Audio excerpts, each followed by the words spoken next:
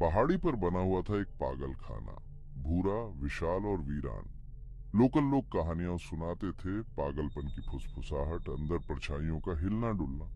1920 में बनाया गया, यहाँ परेशान, खोए और भुला दिए गए लोगों को रखा जाता था। अब ये वीरान पड़ा है, दर्द और डर का एक सबूत। इसकी दीवारों में राज दबे हुए हैं, पागलपन की हद तक पहुंचा दिए गए मरीजों की, गायब हो गए डॉक्टर्स की।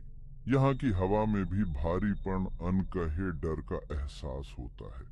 कुछ लोग कहते हैं कि मरीज कभी गए ही नहीं, उनकी प्रताड़ित आत्माएं हमेशा के लिए कैद गलियारों में घूमती रहती हैं। पागल खाना गम की जगह था, फुसफुसाहट और परछाइयों की जगह, जहां तर्क मर गया और पागलपन हावी हो गया। बूढ़ा महेश बोलते हुए कांप रहा था। उसकी उम्र दराज नम आंखें घबराहट से इधर उधर भाग रही थी। बरसों पहले, बंद होने से पहले, वह पागल खाने में रात का चौकीदार था। कभी शांत रात नहीं रही, वह बुदबुदाया। गलियारों में ऊपर नीचे पूरी रात पदचाप उसने फुसफुसाते हुए कहा। उसकी आवाज मुश्किल से सुनाई दे रही थी। बाकी गांव वाले डर और कौतूहल से भरी आंखों से करीब आ गए। महेश ने ऐसी चीजें देखी थीं जिन्हें समझाया नहीं जा सकता। एक रात उसने कसम खाई कि उसने एक आकृति देखी, सफेद गाउन में एक औरत गलियारे से नीचे तैरती हुई। वह उसके पीछे भागा, लेकिन वह गायब हो गई।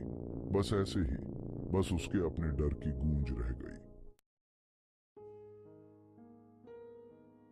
राधा एक नई नर्स थी, स्कूल से अभी अभी निकली, उम्मीदों से भरी हुई। पागलखाने ने उस उम्मीद को कुचल दिया था, उसकी जगह हड्डियों तक ठंडक भर दी थी। उसने भी चीजें देखी थीं, ऐसी चीजें जो उसके सपनों में आती थीं।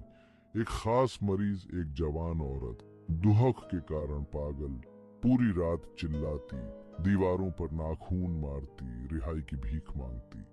राधा कांप गई। उसे उसकी आंखों में दिखाई देने वाली निराशा, पूरी तरह से बेबसी याद आ गई। एक दिन वह औरत गायब थी, गायब, कोई वजह नहीं। राधा को एक ठंडा डर महसूस हुआ। वह जानती थी, दिल ही दिल में, कि वह औरत अभी भी वहां थी, दीवारों में कहीं, उसकी प्रताड़ित आत्मा जिसे शांति नहीं मिल रही थी। डॉ गुप्ता ने इसे तर्कसंगत बनाने की कोशिश की थी। अजीब घटनाओं को, मरीजों के भ्रम को। वह विज्ञान के, तर्क के आदमी थे, फिर भी वह बेचैनी की भावना, देखे जाने की भावना को नकार नहीं सके। उन्हें एक खास मरीज याद आया, एक आदमी जो दावा करता था कि वह राक्षसों को देखता है। उसने उनका बड़े विस्तार से वर्णन किया। उनकी आंखें नरक की आग से जल रही थीं, उनकी हंसी हॉल में गूंज रही थी। गुप्ता ने इसे मनोविकृति कहकर खारिज कर दिया, लेकिन फिर एक रात गुप्ता ने भी इसे देखा। एक क्षण भंगुर परछाई, उसकी आंख के कोने में हलचल की एक झिलमिलाहट। वह इसे समझा नहीं सका। इसने उसके विवेकी दिमाग को हिला दिया। संदेह का बीज बो दिया। क्या इस जगह पर नजर आने से ज्यादा कुछ था?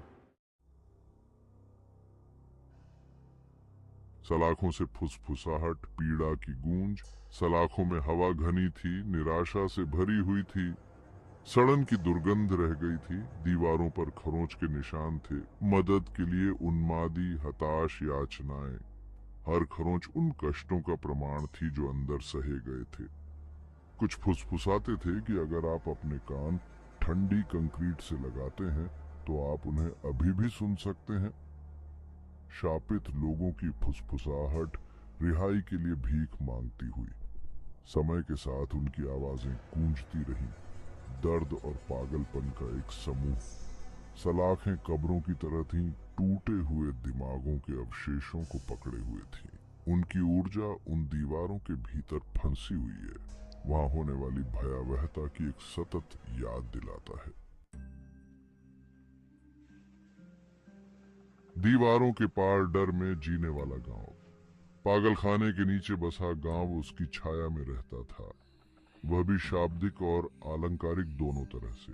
उन्होंने आने जाने, रात में चीखें, गुमशुदगी को देखा था। वे सच्चाई जानते थे। पागलखाना बुराई की जगह था, ऐसी जगह जहां जाने से बचना चाहिए। बच्चों को चेतावनी दी गई थी कि वे कभी उसके पास न जाएं। उनके माता पिता, उनके दादा दादी सभी के पास कहानियां थी। पीढ़ी दर पीढ़ी चली आ रही कहानियां एक गहरे डर को जन्म देती हैं। दिन में भी पागल खाने ने गांव पर एक छाया डाल दी। उनके दरवाजे के ठीक बाहर छिपे अंधेरे की एक सतत याद दिलाता है। भूतिया विरासत अलौकिक द्वारा चिह्नित एक समुदाय। पागल खाने की विरासत उसकी ढीक क्रम्बलिंग हथी दीवारों से परे फैली हुई थी। ये गांव के ताने बाने में रिस गया, उनके विश्वासों, उनके डर, उनके जीवन को आकार दिया। ये एक निरंतर उपस्थिति थी। अब भी इसके बंद होने के वर्षों बाद ग्रामीण इसके बारे में धीमी आवाज में बात करते थे। उनकी निगाहें घबराहट से पहाड़ी की ओर देख रही थी, मानो डर था कि पागल खाना खुद उनकी बात सुन लेगा। उनका डर साफ दिखाई दे रहा था। पागल खाने ने उन पर एक अमिट छाप छोड़ी थी, एक ऐसा निशान जो बहुत गहरा था। उनकी दुनिया की सतह के नीचे छिपी भयावहता की एक सतत याद दिलाता है। अज्ञात का निमंत्रण। क्या आप मानते हैं, उत्तर प्रदेश में प्रेत बाधित पागल खाने की कहानियां स्थानीय किंवदंतियों से कहीं अधिक हैं। वे उस अंधेरे में एक भयावह झलक हैं जो मानव मानस में रह सकती है। एक अनुस्मारक कि कुछ स्थान अपने रहस्यों को पकड़े रहते हैं। क्या आप भूतों में विश्वास करते हैं, अलौकिक में, या ये सिर्फ कहानियां हैं? बच्चों को डराने और अतीत को जीवित रखने के लिए कहानियां सुनाई जाती हैं। आपका जो भी मानना हो, एक बात तो तय है, पहाड़ी पर बना पागल खाना आज भी अपनी काली छाया डाले हुए है। आपका मानना है कि इसकी दीवारों के भीतर क्या छिपा है, और क्या आप यह जानने के लिए काफी बहादुर हैं?